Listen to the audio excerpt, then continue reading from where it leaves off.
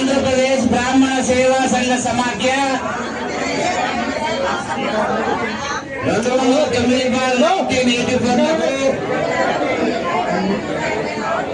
27 2 సంవత్సరాలకు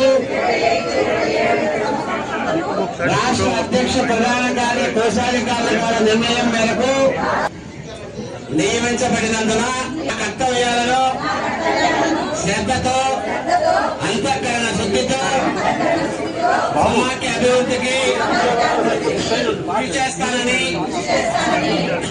సంఘం యొక్క నియమ నిబంధనలకు అనుగుణంగా పని చేస్తానని సమాఖ్యలో రాజకీయాలకు అతీతంగా సభ్యుల మధ్య ఐక్యత పెంపొందింపజేస్తూ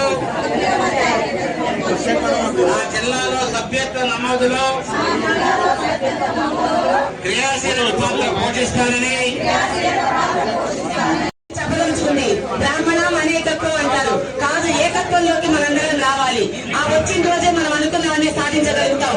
ఇప్పటి వరకు బ్రాహ్మణులు సమాజంలో మహిళ లేనిదే ఏదీ లేదు, మహిళ తలుచుకుంటే చేయలేనిది ఏదీ లేదు, మహిళ లేనిదే ప్రపంచం లేదు, మహిళ లేనిదే కుటుంబం కూడా లేదు.